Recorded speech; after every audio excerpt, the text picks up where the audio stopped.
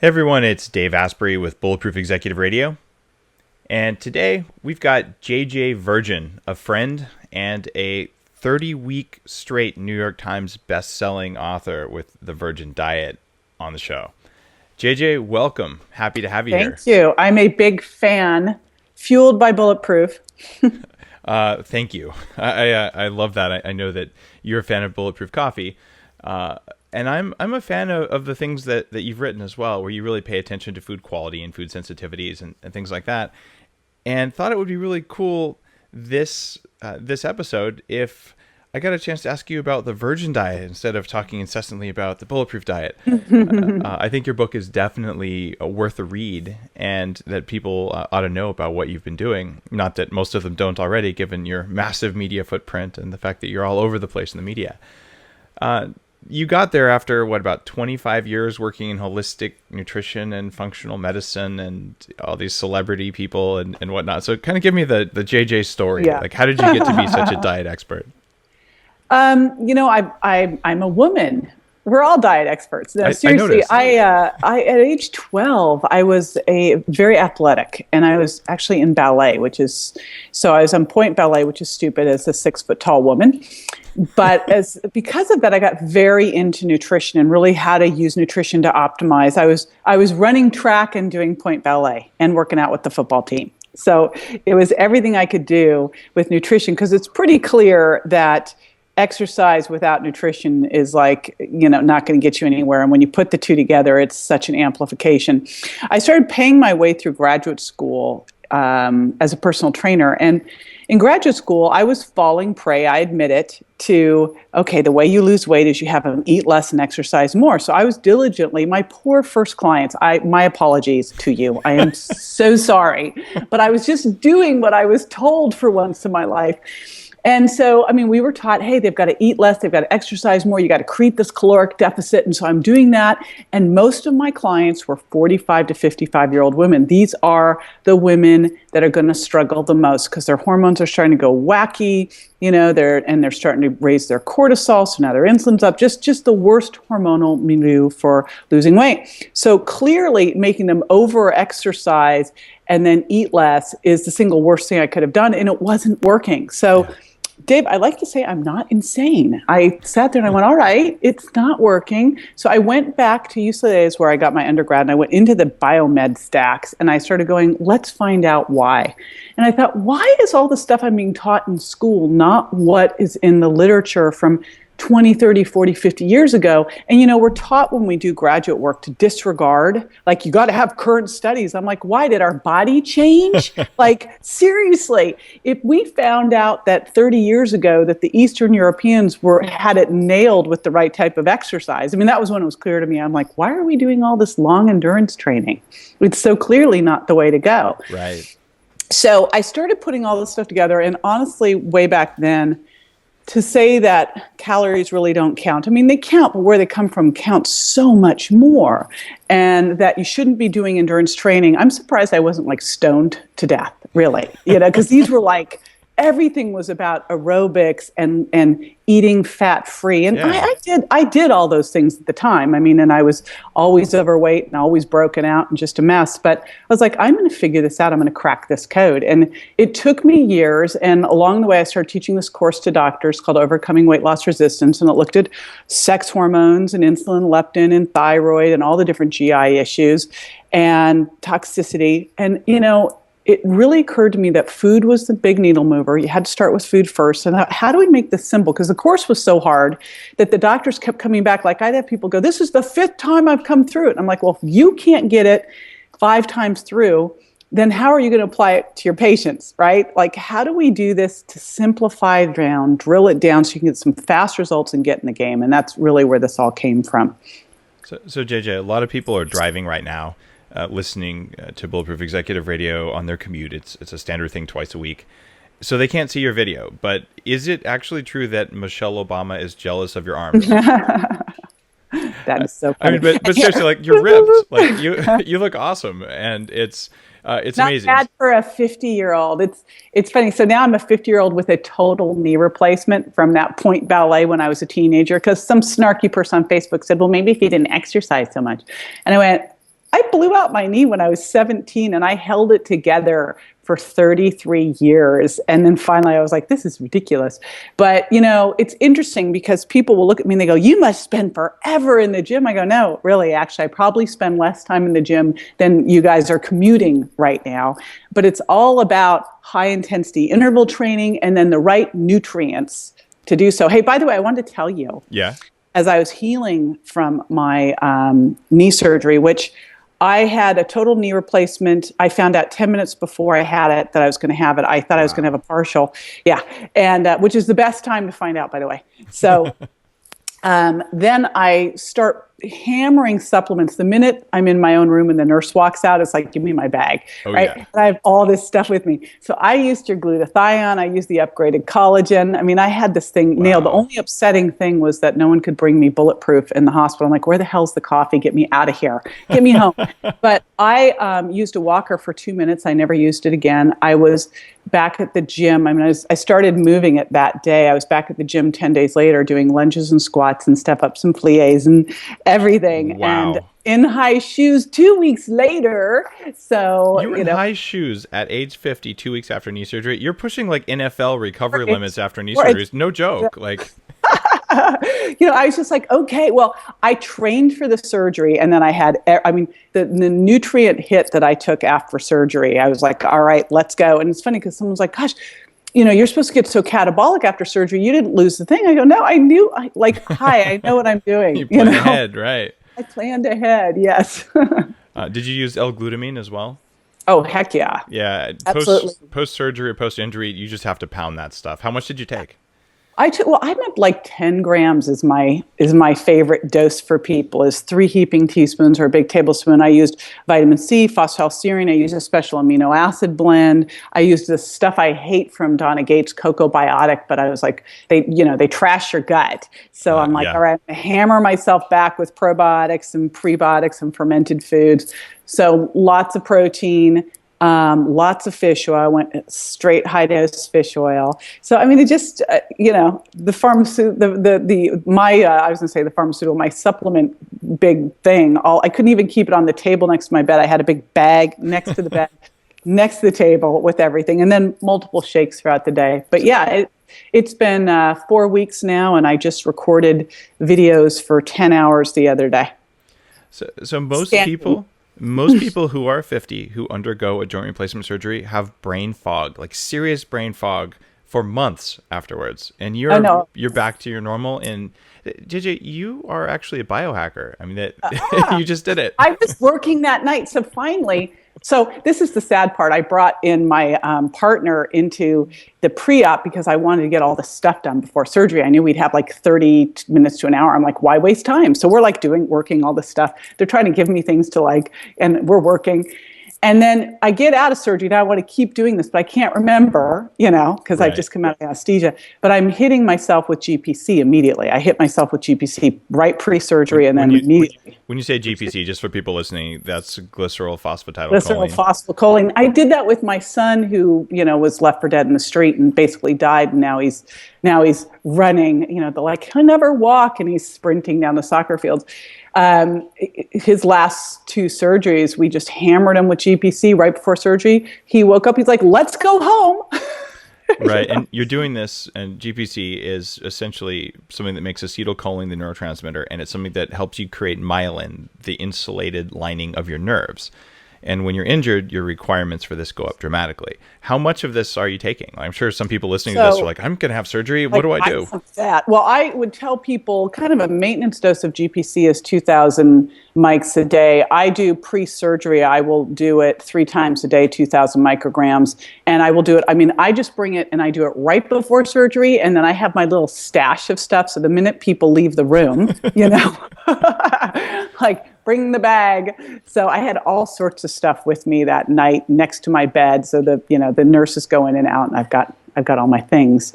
But it makes a big difference because it protects your brain from anesthesia. And that's the thing that I can't lose my brain right now, forever. But I mean, especially right now, I'm got a book deadline, right? Did you do any of the smart drugs like Piracetam or Aniracetam before or after surgery? So this is another trick that should you ever have to go under the knife again, and other people listening might be interested in. It turns out that Piracetam or Aniracetam protects your brain from low oxygen states. And about 5% of people get a microstroke during general anesthesia. So little bits of your brain just don't work the way they did before. But if you're on a Piracetam or Aniracetam, it'll let your brain last much longer without oxygen. It's that protective. Should be standard course. I mean, you look at people that come out of especially like all the different heart surgeries, and they're trashed for months. Yeah. And there's no reason for any of this to happen. You know, I mean, literally, I had the surgery at midnight that night. I was up working in my hotel room. It felt like a hotel. It was actually a very nice place. And I mean, because I had a book edits due. So, and I was fine. You know, I mean, and it can be that way. And so you've engineered some pretty massive resilience there. Most people get, huge cortisol problems, adrenal issues. It's a big hit. Were you taking adrenal hormone? Well, I had some at home to take, but I can feel mine to know if I need it. I'm so dialed in with I've trashed my adrenals so many times. I now know just what it feels like. I can draw my rhythm out. And it's just like when my son got hit and he was in the ICU, I had someone cruise in and bring me just the bag of adrenal supplements. But I just did a ton of phosphatidylserine and vitamin C and fish oil, and I was fine. I felt it because I had it at home if I needed it. And I was like, I don't need it. I'm totally cool. And it felt great. You weren't concerned about bleeding because fish oil makes your blood more thin, and they advise you not to take it. By the way, it doesn't. I got in such a big argument with them. Grant just had 2 surgeries on 20 grams of fish oil a day. So when my son was hit by a car, he was subject of a hit and run, for people who don't know the story. And he was left for dead in the street at 17, and he was 16 at the time. The doctor at their local hospital said, just let him go. Wow. He'd be so brain damaged if he does wake up. He'll probably not wake up, but if you took him anywhere else, he'd die on the way, blah, blah. I'm just, Mr. Doom and Gloom. But we started him on the 20 grams of fish oil. And in fact, CNN, Sanjay Gupta's doing a story on this because, lovely. Yeah, isn't this great? This and progesterone. And they wouldn't let me do it at the first hospital because they go, he's going to bleed. Well, I started working with Barry Sears, and Barry Sears says there's not one study to show that fish oil increases bleeding, increases pro time. And I kept bringing him up behind their backs at the first hospital. I got him up to 7 grams, no change, because we were monitoring his pro time, 0, his IRTs, no change whatsoever. His blood wasn't any thinner. And so I've stopped being worried about that. He was at the other hospital on 20 grams doing surgeries, no problem. So that is an urban legend that needs to die. And in fact, the guy, my anesthesiologist, this thing goes, okay, you're not on fish oils, are you? I'm like, because it's not even worth it. It's like, it's just the urban legend that won't die. And there really is nothing out there to substantiate it. Nothing. Wow, that's actually news. I did not know. I know that low-dose fish oil is not a big deal during surgery, but I didn't realize that you could do 20 grams without even creating more inflammation. But it does have a metabolic lowering effect for a short period of time. And maybe that's what you want right in the middle of a surgery, is to not have your inflammatory responses going crazy. So all I know now, we're at a point where we have to monitor. We're now monitoring fatty acids because Grant was on it for so long. Yeah. But, brains take a long time to heal when you bang against the ground going 40 miles an hour. So yeah. Yes. Wow. I didn't even expect that we'd talk about rapid recovery from surgery, but I never know what we'll talk about, JJ, because you're a fountain of knowledge. All right. Let's go into the Virgin diet a little bit, because, of course, this is your book. Tell me about what you focus on with calories, carbs, fat grams, food intolerance. What's the deal? Give me the... God, see, if you're eating right, you don't have to think about calories because you won't be hungry and craving and all trashed. The reason people have to count calories is because they're eating these drug foods like gluten and dairy and sugar, and so they're hungry all the time and craving them, right? Yep. So the whole basis of the Virgin diet, I mean, my whole thing is your body's not a chemist, not a bank account, it's a chemistry lab, and that you must consider the hormonal messages, the chemical messages of everything that you eat, think, and do, whether it's the way you exercise, your stress, your sleep, your food. And it all starts with your fork. I mean, what you put at the end of your fork is your fastest needle mover. So This all happened. I was doing this testing in doctors' offices, food sensitivity testing. And Yep. we were doing it really because we noticed that when we tested people, they were more compliant on their diet. So I was just trying to get them to stay on the freaking diet. So the cool thing was we test them and they always would show up with a dairy problem. They'd always show up with a gluten problem. I hate soy, so they couldn't have soy anyway. And I got on such a soapbox about it. They were like, all right, no soy. So the same foods always showed up. And what was interesting is they'd come into the office and they'd be bloated and they'd be tired and their joints would hurt and their skin looked like crap and they felt old and looked old and they were moody and they couldn't think straight.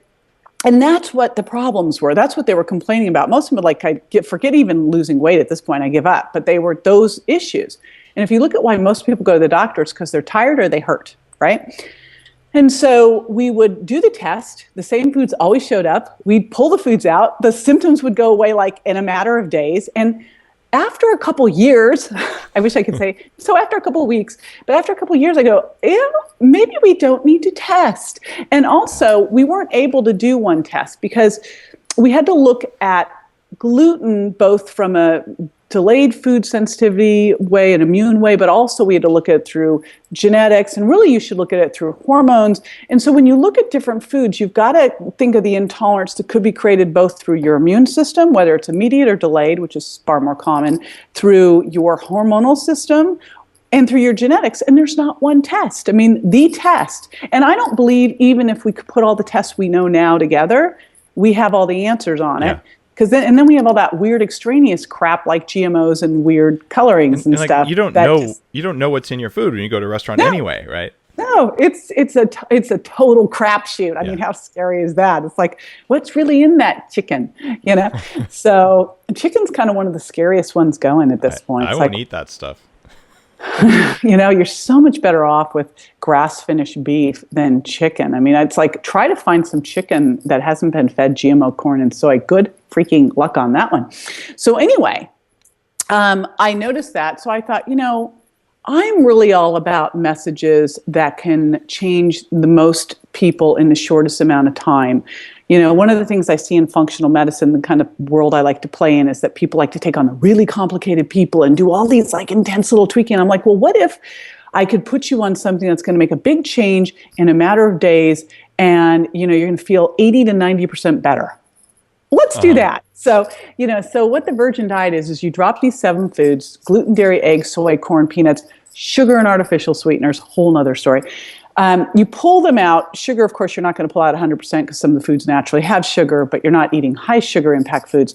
You pull them out for 3 weeks because you got to let your immune system cool off. You're letting your hormones come back in balance. And during those first couple days, you have crazy cravings for the foods that are hurting you, which is such great information. And that's how I reframe it. I go, if you're craving that cheese, good, because that means you're going to have amazing results, right? Yeah. So you got to give people a reframe. It's like how we're raising our kids. Your kid, I remember the first time my kid got hurt and was bleeding, and I'm like, ah, and the kid's like, ah, and I went, well, that was stupid. So, now your kid gets hurt, and you're like, well, especially now after what happened with Grant, they come home and they're bleeding. I'm like, big deal, you're walking and talking, it's fine. Get over it. So, you got to teach people what they should expect. But the other thing is, if I just told people, hey, we're going to pull these 7 foods out, good luck, go deal with it. But what I do instead is I give them easy swaps. So if they're pulling out cow's milk, they're going to put in coconut milk. If they're pulling out pasta, they do quinoa pasta, or better yet, spaghetti squash. So we just give them simple swaps that they can do so that they just don't have to think about it and they don't have a vacuum. Because I always found that if you tell people, hey, you can't have this, they're going to put something worse in its place, right? So we do those swaps. We do it for 3 weeks. I have them do a food intolerance assessment at the beginning on all those symptoms I talked about. And then at the end of 3 weeks, and this I think is what is so powerful, it's the ability for you to use your body as a chemistry lab and connect the dots between what you're eating and how you feel and what you weigh. And that's such a different conversation than, oh, I was bad yesterday, I ate a cupcake. That just drives me crazy because it's like, this is not a bad or good. Did this help you or hurt you? And when you all of a sudden now you eat the pizza or the muffin and you go, you know what, my joints are killing me when I do this, then it's a different conversation. Then you're like, no, hell no, I'm not having that. that made my fingers swell. That made my knee hurt. That made my face break out.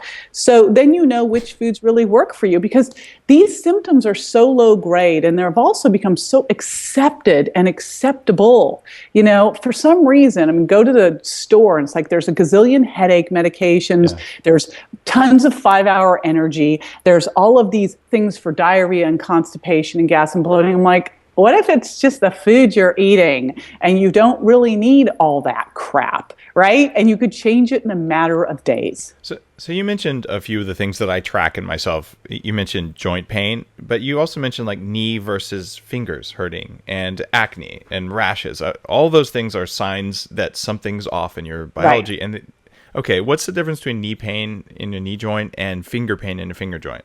Like, does that tell you something different? Well, you know, it's interesting for me because, you know, I've had this, like, I should have had a full knee replacement probably 20 years ago. So I've lived with like toothache pain in my knee for so long, but it was really pretty low grade because I did all these things. I probably like should have stopped doing all, you know, it's like I did so many things to make it okay that I lived with it. They're like, how the hell are you walking? I go, well, I do this and this and this. So for me, it's the difference between, say, something where you're going to have more typical osteoarthritis, like knee point, knee joint pain. It's interesting because my fingers never are swollen, but if I eat gluten, I'm like, what the heck is that?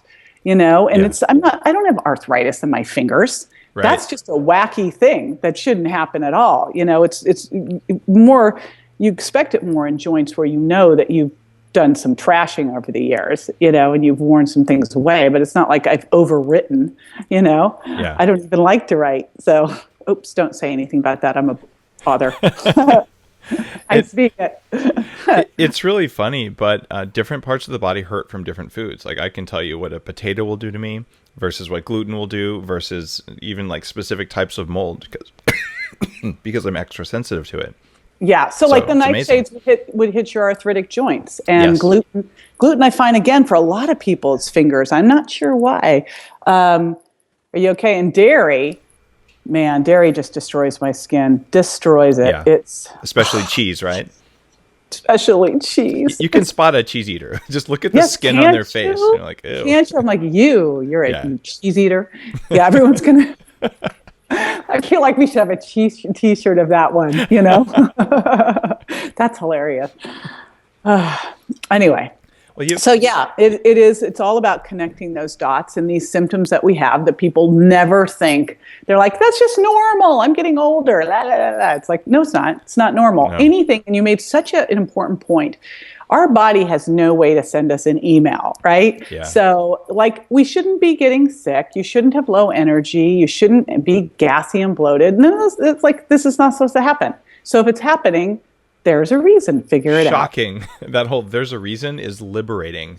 I think a lot of people still kind of, they just sort of think, oh, it's just happening. But it's magic. You're in control of all of the stuff. And when you figure out what all of the different variables are, you kind of think it's big.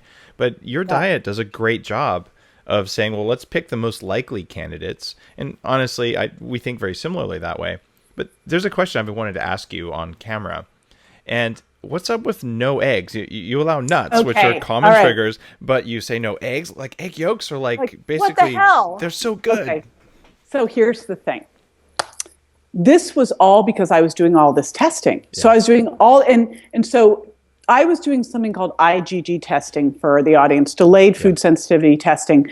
And it really is a marker of how healthy your small intestinal wall is. It should be semi-permeable, but under stress, gluten, fructose, medications, GMO foods, toxins, the tight junctions start to loosen, and then food gets out where it shouldn't be, and your body goes, what the hell, and launches an immune attack and creates immune complexes that start to create all those symptoms. Yeah. So what I discovered in doing this testing is I rarely ever saw nuts or citrus or berries. The ones you hear of as the common allergenic triggers, hardly ever saw them. Maybe somewhere in less than 5%. The top two were dairy and eggs, hands down. Ahead of wheat? Now, gluten is a different way. Okay. Remember, gluten, you would look at wheat and IgG, and ahead of wheat there. Okay. But gluten you look at through transglutaminase, some other different tests. So this was really, it was tracking straight wheat, but eggs and dairy were top, 70% or more of the people. And then corn, peanuts, soy, wheat. Now, so, I mean, it was so clear. And so I hated it because eggs to me are nature's perfect food. They are like perfection. Not now. We have completely effed up our eggs. But if you can get pastured eggs, they're perfect. Here's what I see with a lot of people. See, we're eating, you know, you are what you eat, and you are what you ate. So if you're now eating these factory chickens shoved in those pens, jacked up with hormones, fed GMO corn and soy, and you're eating the yolk, which is going to concentrate all that crap, which the yolk is the best part of the egg. Yep. You and I agree on this. And it's funny because people eat, I just want the protein. Well, you absorb more of the protein from the egg if you eat the yolk with the white. There you go. You'll excrete more nitrogen if you just do the whites. So I'm all for eggs, but first off, you got to let your whole body, you got to let your immune system cool off from those crappy eggs you were eating. And also, I think part of the problem was we've been, you know, a lot of us were vaccinated, and we were vaccinated with vaccines cured with egg protein. So we're reactive there. But I found with most people that over time, when they heal their gut, glutamine being key there, in a month, 3 months, and 6 months, they can bring back in high-quality pastured eggs. It took me 6 months to be able to bring eggs back in. The first time I took eggs back in, I did it in a very stupid way. Like when you re-challenge these foods, you do one at a time. You do it in a very safe environment. You don't do it in Las Vegas, right? So I re-challenge eggs not thinking. I had this little piece of like some sushi sashimi thing. It had a little sauce. It was a mayonnaise sauce. I mean, and I'm talking, it wasn't even it was like a pinky. It was like not a thimble. I mean, it was teensy. That's the thing with food intolerances. Moderation is a myth. It's the little bit that creates this wildfire of issues. And once you've let your immune system cool off, it is so clear when you re-challenge, you're like, oh, that makes this happen. And you know, some things that may not be an issue, but you'll be very clear on which are and which aren't. So are you back on eggs now? Yes, now I can eat eggs. It is hard to find good pastured ones out here. We have Whole Foods coming. Hurry up, Whole Foods. So I kind of have to make my little schlep on them. But that's the thing. It's like, I think for a lot of people, they're out and they're like, oh, this is good. It's cheap. But I'm like, you're getting cheap crap eggs. Don't eat, you know, eat the pastured ones. It's interesting talking about eggs. I definitely recommend eggs for people as long as they're not sensitive, and use IgG is the gold standard, or you can use even the little Food Sense iPhone app that'll tell you if your heart rate goes up dramatically when you eat eggs, then you shouldn't eat eggs. In my case, I do IgG panels every couple of years just to see if I've got something new. And I found out about 9 months ago that my 3-month zero carbohydrate experiment, like trying to eat like an Eskimo, gave me a bunch of new food allergies, including... Really? Oh, yeah. What a trip. What'd you get? Eggs and chicken and almonds and honey. And sweet potatoes. Like several of those are super bulletproof foods. And what do you know? It's because I had so few carbs. I was eating 1 serving of broccoli a day, like trying to do just fat and meat like an Eskimo. And what happened there is I didn't have enough mucus lining of my stomach to actually protect the junctions there the way it should. So I also got really dry eyes, dry sinuses, and that whole thing that you don't need any carbohydrates ever, that actually messed me up. So I've been scrupulously avoiding eggs. And I had a bite of sushi that had mayonnaise in that I didn't know about. And sure enough, I get like a rash around my mouth. Isn't it a trip? I see a lot of skin stuff with eggs. If you've got eczema, psoriasis, definitely do an egg-free trial. I will tell you too, I've tried to do total no carb or extreme low carb. I can't do it. Especially for women, I think it's harmful. You need a baseline amount, both for fermentation in the gut, and also because it might be possible to make bare minimum carbohydrates out of protein. It's not metabolically good for you to do that. No, it's not. It's so inefficient. And for women, we need our protein. So it's definitely one that I think is critical. And you mentioned an important one. It does feed the good bacteria in the gut. And that is, to me, the most exciting area of all this stuff. It's the book I'd love to write, but I'm like, I can't see the New York Times bestseller, The Virgin Microbiota. It's like, it's not going to happen. So, it is such a key important thing, and good carbohydrates are going to feed the good gut bacteria, and a lot of them act as prebiotics and feed the good gut bacteria, and you're not going to be getting that from, your chicken. So there you have it. Are you up to speed on the whole resistant starch debate about whether you should be eating non-digestible starch versus just vegetables?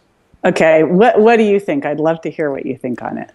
Well, I'm pretty open-minded. I'm a biohacker, so I went out after I'd read some of the research that Richard Nicolai had posted on resistant starch. I'm highly skeptical because I think that it depends on what's growing in your gut, whether you want to feed it.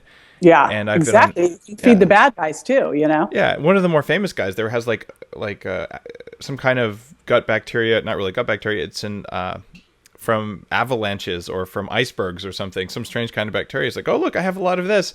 Like, I'm not sure that's good.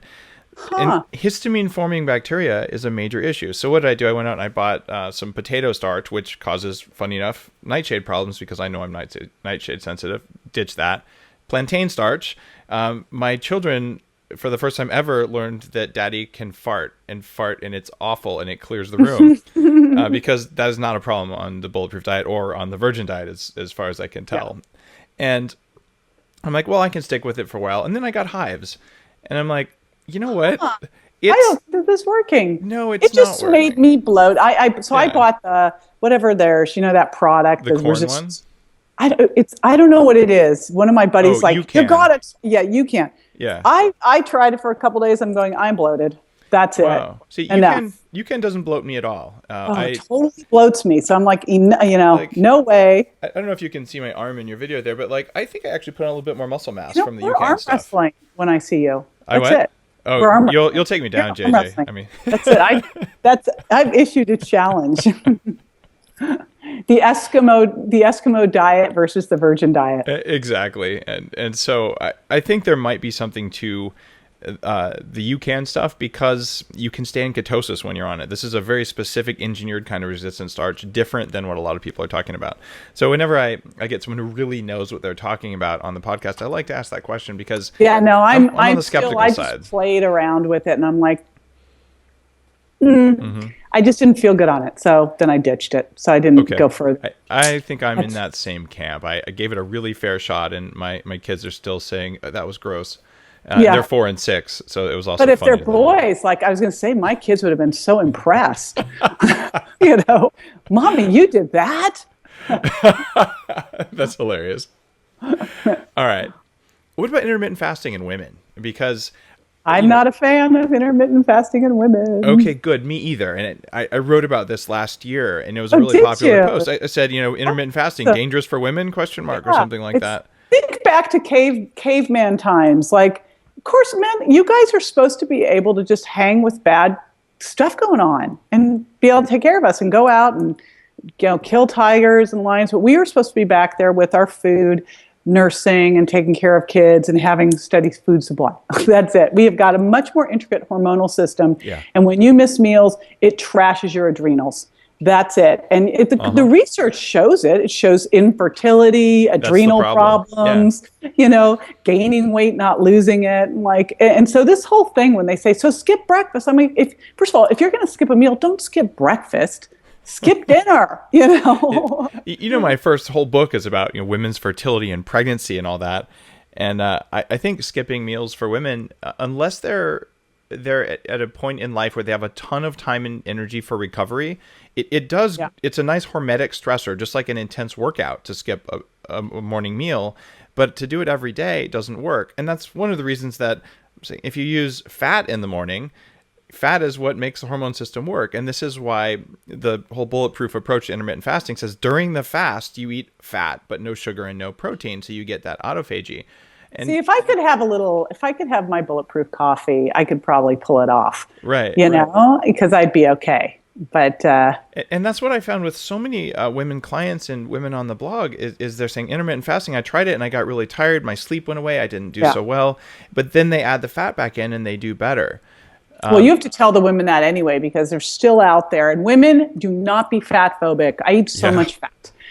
Fat is the biggest part of my diet, as it should be. You know, it's like eat your clean, lean protein, eat your healthy fats, eat non-starchy vegetables. That's the focus. And then some really little bit of low carbs, low sugar impact carbs. And that's it. I mean, it's easy peasy. Yep. And you sound like Tim Ferriss now. I do. Am I channeling Tim? You said slow carb and easy peasy. I'm pretty sure Did you steal that from me, Tim? Did you steal that from me? I've been in this longer than he has. Fair point. And plus, I think you've got better arms than Tim Ferriss too, JJ. Is this true? I have no idea. I've never seen Tim's arms up close. All right, let's talk about collagen. A lot of women like use collagen cream, and like you have like the most amazing skin. Like I'd swear you were like not 50. So what are you doing for your skin here? Are you like smearing collagen masks on, or are you eating it, or what's the deal? So I take your upgraded collagen, by the way. Oh, you're actually officially using it. I know I sent you some a while back to try, but okay. Oh, wow. When you sent it, I'm like, this is what I need for surgery. And then I'm like, well, why would I just take this for surgery? Duh. And then I also take this BioCell collagen because they sent me it. And I'm like, sure, why not? But I will tell you that is not what's done it for my skin. I think what's done it for my skin is I'm like a big sleep fan. Yep. So if I had to pick one thing, it's get rid of the food intolerances because they destroy your skin. Yes. They destroy your skin. You detoxify. Your skin's your major detoxifying organs. Food that doesn't work for you is toxic, and then your body has to deal with it. Make sure you're getting really good antioxidants in. I used that. By the way, that upgraded, that glutathione stuff is... But you have the new stuff, though, in a syringe, right?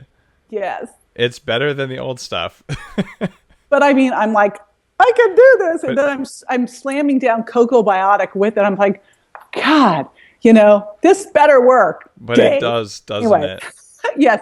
So I would say, for skin, I'm like the skin product major wacko aficionado. But in reality, the number one thing that changed my skin was getting dairy out. Yeah. Except butter.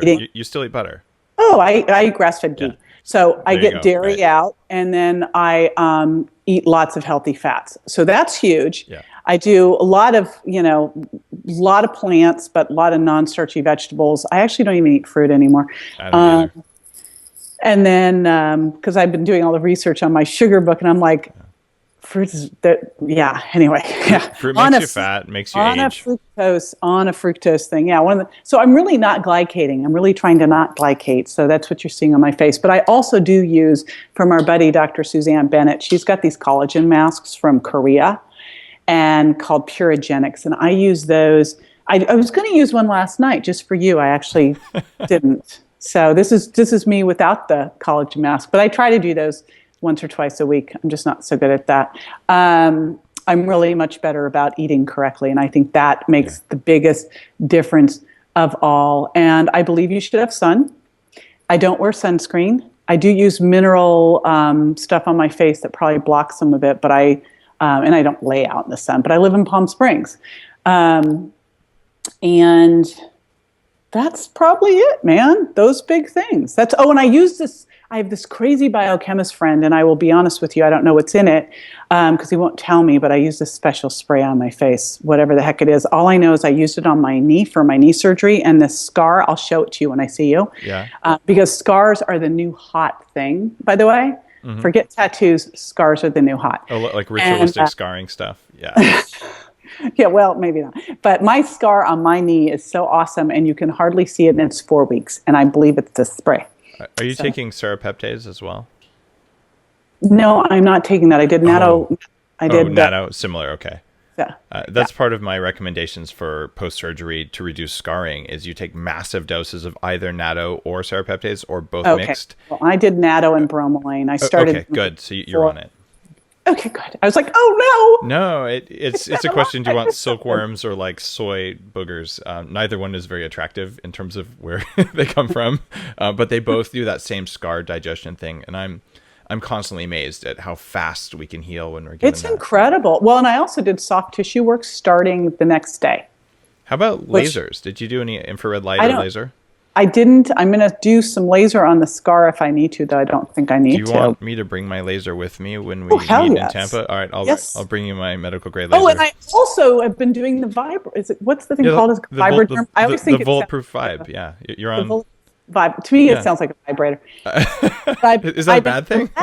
Not at all. It's like I kidding. keep looking at it going, but how does it work? It's so big. But the God, people that can't see this are like, what are they talking about? But this is a large vibrating platform, and so talk about a great thing to help you with knee recovery and proprioception. Yeah. So I've been using that as well. See, and the exciser. So, I've been like a fiend with this. I did not realize that you were doing all these bulletproof things, JJ. Thank you.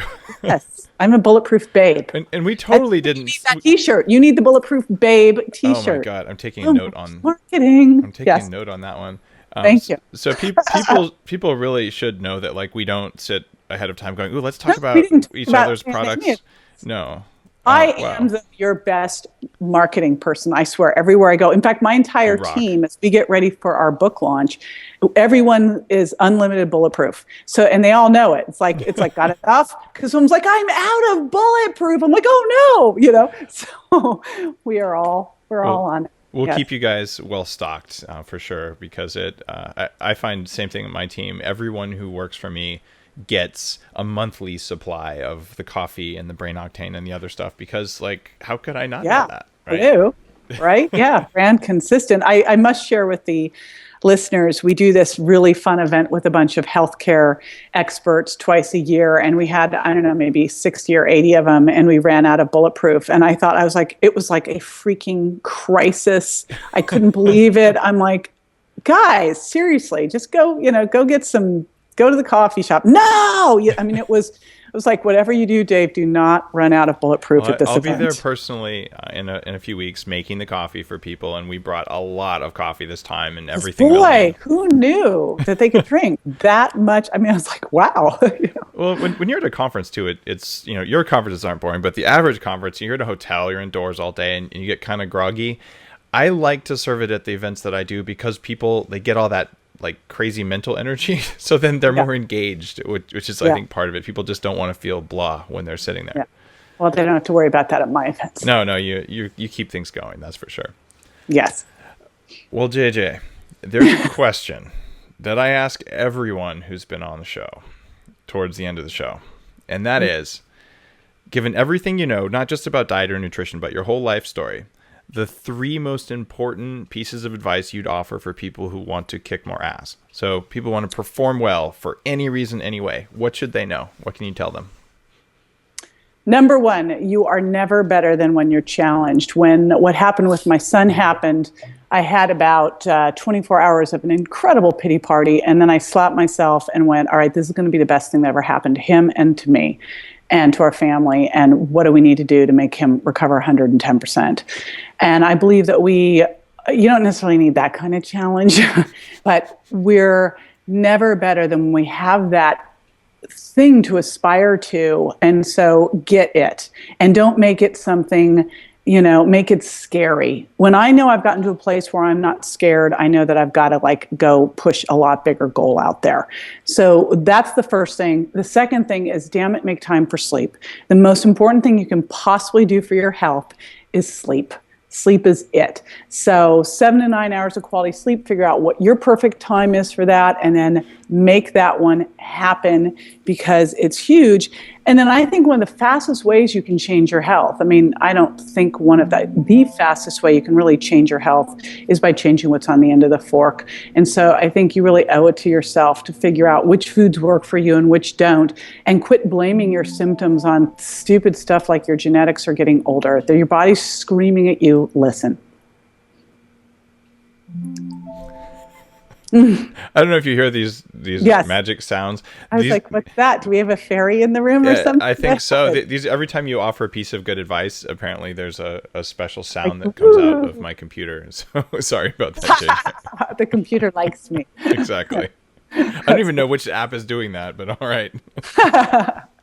Well, with you, there's so many. Exactly. Thank you for that awesome advice, and sorry to distract from it with the fairy sounds here. I'm really thankful you're on the show. You've got a lot to offer people, and your focus on figuring out intolerances is so totally bulletproof. Like those are the things that hold you back that you don't know about. Mm-hmm. And I certainly have probably a longer list than the average person because of my health history. But for me, figuring those out allowed me to go out and do a lot of the things that I wanted to do. So your advice and the way you've written it up in the Virgin Diet is very legitimate and very worth paying attention to. So thank you for doing that work. Thank you. And thank you for making me coffee. Anytime. Can't wait to see you. And all your awesome stuff, which I do. I use it all. I'm the Bulletproof babe. That's it. It's totally true. In fact, we're going to have a special t-shirt made for you, JJ. I can't wait to have you on the show again, maybe in about 6 months, but it's always fun to share knowledge with you. Thanks. Thank you. I don't have a young baby, 9 to 10 weeks old. Mine are 4 and 6 now, but you caught your own baby. That's correct. And it was an incredible experience to be there for the birth. We had the birth here in Santa Monica, and I caught the baby. Wow. So we have that in common as well. I caught both my babies as well. And I'm here to say, real men catch their own babies.